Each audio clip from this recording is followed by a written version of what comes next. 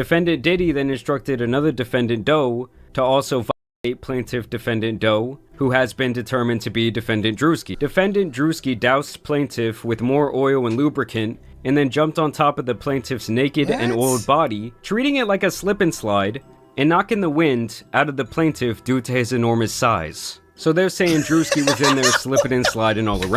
What? They try to call this thing fat in a polite way?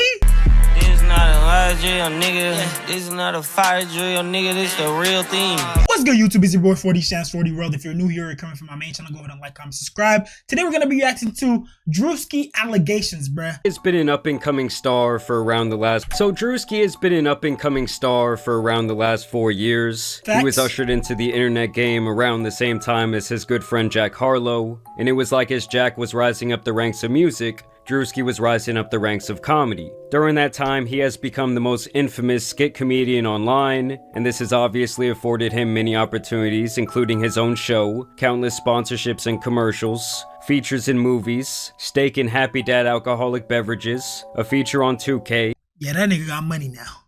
Yeah, he ain't like the rest of us, poor people.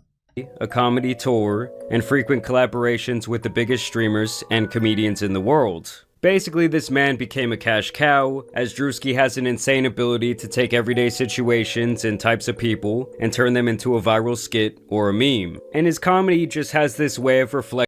How does he be getting access to these weird places? Like he'll get access to an airport and have the staff included in his skits.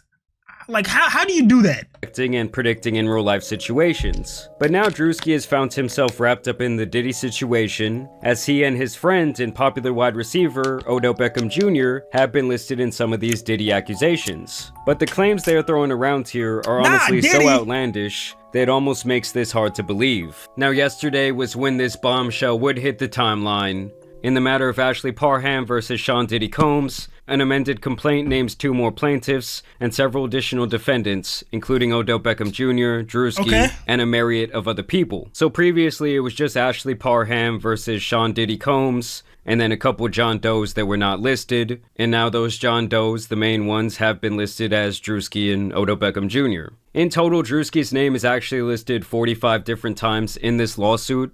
But these are the key details that really make everyone think that this is pretty far-fetched. Defendant Diddy then instructed another defendant Doe to also violate plaintiff defendant Doe, who has been determined to be defendant Druski, is what they're alleging. They say instead of immediately violating the plaintiff, defendant Druski doused plaintiff with more oil and lubricant and then jumped on top of the plaintiff's naked and oiled body, treating it like a slip and slide, and knocking the wind out of the plaintiff due to his enormous size. So they're saying Druski was in there slipping and sliding all around. What? They try to call this thing a fat in a polite way? Defendant Druski then caught himself from sliding over the plaintiff's oiled body, and off the bed, he then began violating the plaintiff through her reproductive parts. While defendant Druski was violating the plaintiff, defendant Diddy sat in a chair near the bed and began pleasuring himself while recording plaintiff's violation by defendant Druski. Another party's phone fell on the bed near the plaintiff. The plaintiff then attempted to grab the phone, but it slipped out of her hands and onto the floor due to the oil/lubricant that had been doused all over her person by defendants Diddy and Druski. Obviously, at this point, the baby oil is like infamous in this Diddy case. For those of you who don't remember, they claim that they discovered over 1,000 bottles of laced baby oil in Diddy's house. And they seized cases and cases of the kinds of personal lubricant and baby oil that Combs' staff allegedly used to stock hotel rooms for the freak-offs. More than 1,000 bottles altogether. Defendant Diddy began laughing at plaintiff's attempt to grab the phone. Throughout this violent gang violation, defendant Diddy made constant belittling remarks to plaintiff, including that he owned her now. When defendant Druski was finished violating the plaintiff, defendant KK entered the room to examine the condition of the plaintiff, who was barely able to move or control her bodily functions. And they say this is when they attached her to an IV and pretty much brought her back to life, made sure she wasn't gonna die. And that was apparently when Diddy, Shane, who is apparently the man who introduced Diddy to this person, KK, Odell, and Druski then exited the residence to the backyard where they smoked marijuana and cigarettes. And so... Bro, what type of sex are they having that you need to be hooked up to an IV? Like, what? What are we talking about here, bro? What are we talking about? Obviously, this all had the internet going absolutely wild. Of course, people immediately started resurfacing old clips of Diddy hanging out with Druski. Don't mind if I do.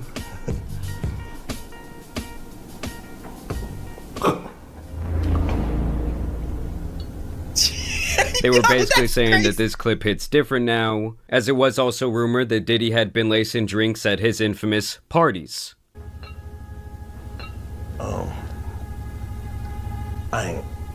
I wouldn't, Yo, that nigga Diddy scary as hell, bro. Get that nigga off my... Yo, that nigga Diddy scary. Yo. That nigga is terrifying. Druski was also asked at one point what it was like to attend these Diddy parties. You ever been to one of Diddy parties? Yeah, I've been in attendance. I've been in attendance. Not, hey, what the fuck you smirking for? I ain't saying that. I've been in attendance. We just asking regular That's all questions. I said. That's all I said. I said I've been in attendance. I have been in attendance. We never been. We just asking. We just asking. Yeah. As soon as you asked, he said, You have fun? I ain't seen that. That nigga feel guilty. I ain't seen that. "Yeah, I have fun." Yeah, I mean, it was a party. I wasn't at one of them parties. What party? Say that about what party you talking about? Y'all smiling What too much. parties you talking about? I have been in attendance at a Puff party. You know what I'm saying? I've been in attendance. Yeah, I went. Yeah, the party I went to, it was girls turn up. You know what I'm saying? The regular. You know what I mean? Other celebrities and shit. Yeah, That's what you do. Now, obviously, Druski does like to troll. Yes, his body language became a little bit uncomfortable, but you do have to keep in mind that thousands of different people have been to these Diddy parties, allegedly, and obviously when they're all asked about it, they all say, well, you know, I went to the Diddy party, but I didn't go to, like, the Diddy party, like the behind the doors party that was going on. So then I started questioning, well, what was Diddy's real relationship with Druski? And as you guys can see here, back in 2021, Druski did have this show called Sneaking In with Druski, and upon further inspection, you can see that this was airing on Revolt, which was a media network that was primarily owned and founded by Sean Diddy Combs. And although he no longer owns any shares in the company, back in 2021, he was still running that shit, and he presumably gave that opportunity to his boy Druski. I also thought that this little tidbit was interesting because Odell Beckham Jr. and Druski have been friends for quite a few years now. Baltimore Ravens wide receiver Odell Beckham Jr. struck up a friendship with Druski upon finding his videos and invited the comedian to stay at his home during the COVID-19 pandemic. And obviously, the pandemic was back in early 2020, and that's where these dates really start not matching up because the defendant is saying that this happened on March 23rd, 2018, way before Druski. I don't even... Bro, nobody knew Druski back then, bro. Druski like popped up, I think, around like pandemic time. At least that's when I started hearing about Druski him. was even remotely famous or known online, where the defendant says that this guy Shane invited the plaintiff over to his home to assist him with his cancer medications because he stated he was weak and unable to open his medications. She says upon her arrival that this guy Shane wanted to give her a ride in his new car, and she says this is when this guy Shane pretty much set her up for the violation that allegedly involved Diddy, Druski, and OBJ. Now, much like with Jay-Z with his recent Diddy accusations, Druski would respond swiftly to this filing, where he says the allegation is a fabricated lie. I wasn't a public figure in 2018. I was broke and living with my mom without any connections to the entertainment industry at the time of this allegation, so the inclusion of my name is truly outlandish. My heart breaks for actual victims of abuse, but I'm fully confident that the evidence will expose this falsehood and the individuals who are maliciously trying to game the legal system to peddle false narratives. So he kind of has the same stance that Jay-Z Yeah, that nigga's legal team definitely on it, bro. They definitely had on back it. a couple months ago, saying this whole thing is a bunch of bullshit and the timeline isn't even really adding up. And of course, when something like this comes out, you're gonna have a lot of people running with the story. Like this tweet that went viral where this girl says, I can't believe hashtag Odell Beckham Jr. and hashtag Druski are in this new... I don't like people like that who just... You automatically assume something is true, especially in this social media age when you have stuff like AI. You can make all types of photos, videos, fake screenshots. Like, come on, bro, you can't be doing that to people.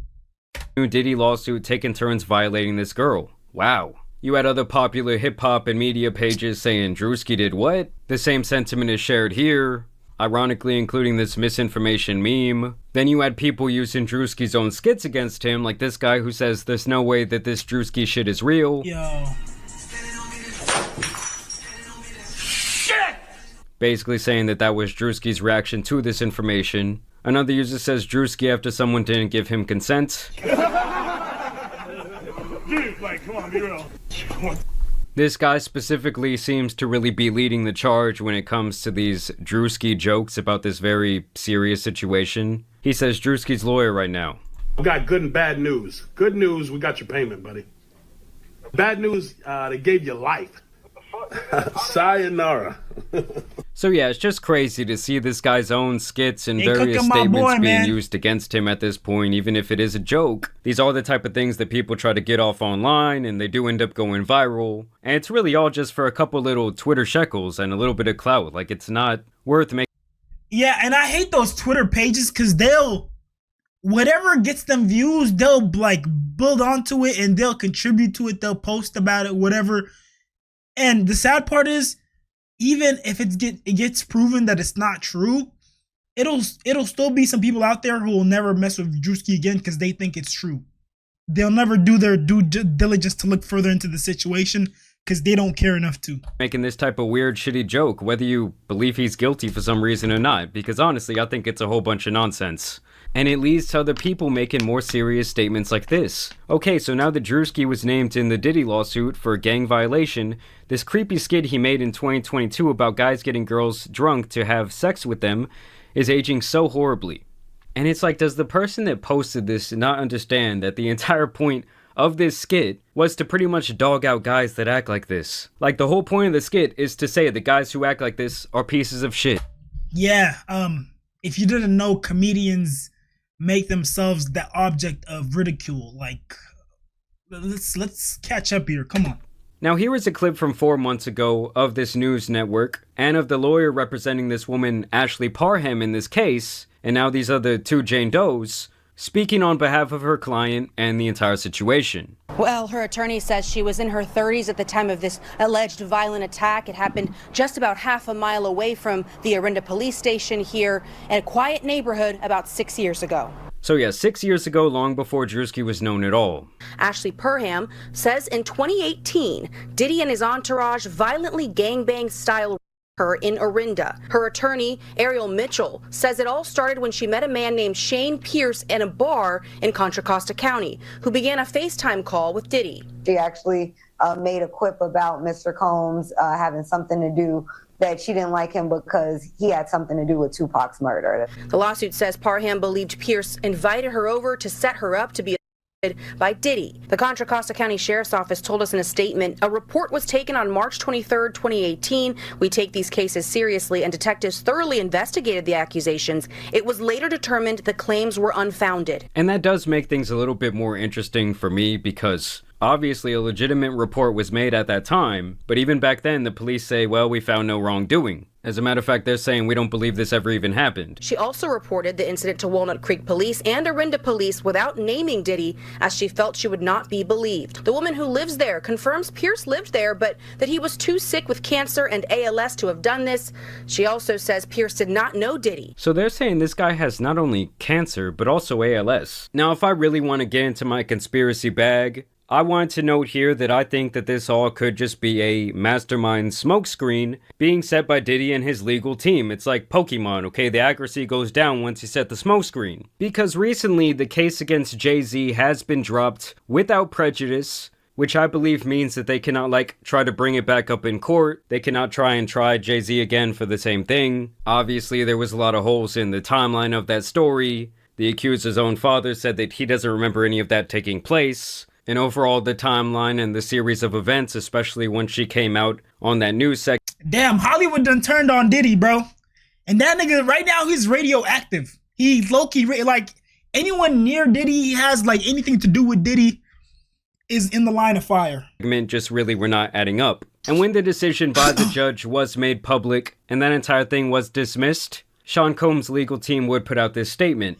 Today's complete dismissal by the 1-800 attorney is yet another confirmation that these lawsuits are built on falsehoods, not facts. For months, we have seen case after case filed by individuals hiding behind anonymity, pushed forward by an attorney more focused on media headlines than legal merit. Just like this claim, the others will fall apart because there is no truth to them. Sean Combs has never essayed or trafficked anyone, man or woman, adult or minor. No number of lawsuits, sensationalized allegations, or media theatrics will change that reality. We will continue to fight these baseless claims and hold those responsible for these false claims. This is just the first of many that will not hold up in the court of law. And that's why I have the feeling that this entire thing is a bit of a smokescreen. Because if you have enough of these outrageous allegations coming out, it allows you to kind of... It kind of kills the credibility of the actual case, bruh. Start poking holes and giving a little bit of reasonable doubt to accusations that could actually be legit. And it's like the more outlandish they get, like describing Druski as using her as a slip and slide and then the timeline not adding up at all, it just hurts the case for people who are possibly actual victims of abuse at the hands of P. Diddy. And at this point, it's like Diddy seems so seemingly stuck in this corner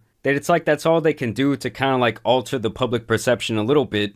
And as these cases start getting knocked down and dismissed, it kind of starts the social programming and people start to think, well, maybe these other things aren't real either. And obviously on the other end of the spectrum, you're going to have a whole bunch of people just bringing up false claims because they want a payday, they want a settlement. It's just the way they describe the entire series of events just seems a little bit too outlandish for me personally to believe. And I think that it could definitely hurt real victims in this case. Either way, I want to know what you guys think about these accusations down below. As always, if you made it this far, I appreciate you so much for watching. Go ahead and like, comment, subscribe, and turn on post notifications for me. And if you want to join the 40 fam and be a part of 40 World, go ahead and join my Discord channel. And if you didn't know, your boy definitely knows how to put that shit on, so go ahead and follow my Instagram. I'm gonna be dropping heat on there very soon. All links are in the description below. Again, I appreciate y'all for watching, and